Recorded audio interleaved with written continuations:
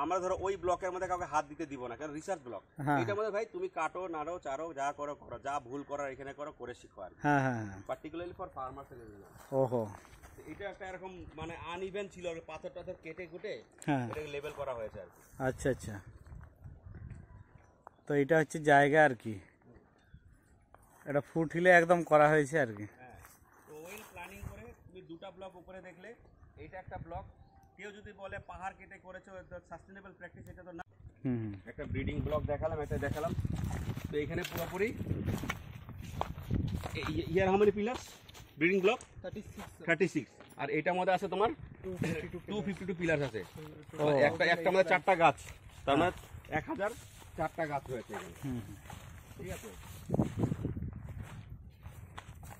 মানে কম্বিনেশনটা মানে ওই যে পুজো পালি করে না, যে 109টা বেলপাতা, 108টা বেলপাতা, এখানে তোমার 104টা গাছ, 1004টা গাছ। এগুলোর কত স্পেসিং দিয়ে দেওয়া আছে? 3 মিটার। 3 এখানে তো কোনো ধরনের প্রবলেম হবে না। আচ্ছা, 3 যেটা তোমায় বলছিলাম, এই গাছ বড় হয়ে ধরো 1 মিটার আসলো ওখান থেকে, এই গাছ বড় হয়ে 1 মিটার আসলো, তবু তুমি 1 মিটারের স্পেসিং পাচ্ছ, স্পেসিং মুভমেন্ট করে, প্রবলেম হবে না। আচ্ছা, এতটা পাওয়া যাবে আর কি।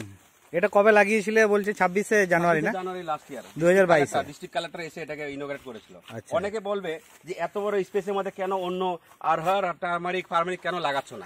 অনেকে বলে যদি আমি কেমিক্যাল ফার্মিং করতাম তাহলে লাগাতাম, যদি এখন এটা অর্গানিক করছি, খাওয়া এমনিতেই কম, যদি অন্য গাছ লাগাই, আমাদের এটা ইকোনমিক পারপাস, এটা টারমারিক আর হলদি আর অরহর তো না, ওরা সব খাওয়া নিয়ে নিবে, তাহলে কি হবে, আমার মেন আমি জিনিসটা পাবো না আর কি।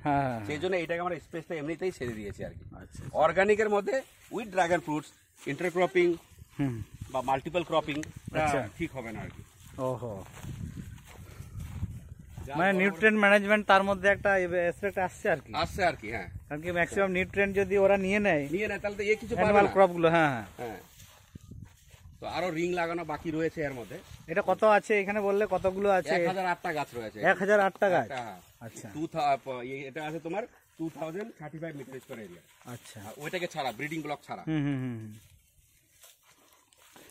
তো এইভাবে ইনক্লাইন হয়ে গেলে পড়বে আস্তে আস্তে, পড়ছে এগে পড়ছে এমন করে যাবে, এগুলো ফলা যায়। দেখতে হবে যদি এখানে কোনো ডাল বের হয়ে যায় আর কি, এটা কেটে দিতে হবে, কেন এই ডালের আমার ইন্টারেস্ট না, আমার এয়ার গ্রোথটা ইন্টারেস্ট। এখানে যদি ডাল বের হয় তাহলে এই খাওয়া নিয়ে ডাল বড় হয়ে যাবে না, আমি তো চাই তুমি এদিক দিয়ে আসো, আমি চাই না তুমি এদিক দিয়ে আসো। আচ্ছা আচ্ছা, ওই জন্য নিচের ডালগুলিকে আমরা কেটে ওগুলো আবার কাটিংস তৈরি হয়ে যাবে আর কি। ও আচ্ছা আচ্ছা, কাটিং গুলো কিভাবে করছো? এইগুলো ছাড়িয়ে দিলেই হবে না? এগুলো ছাড়িয়ে দিলে যেখান থেকে বেরোচ্ছে এখন অব্দি, ধরো এটা যদি কাটিং করবে এটা হবে তোমার ইমেচিওর খুব, ঠিক আছে, একটু মেচিওর ব্রাঞ্চ হতে হবে, তাহলে কাটিং তোমার ভালো আর কি।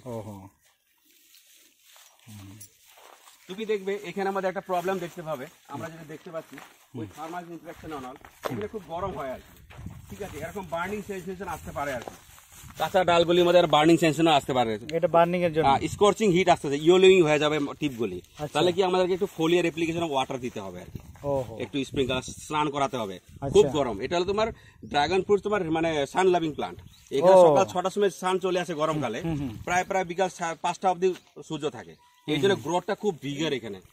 দেখো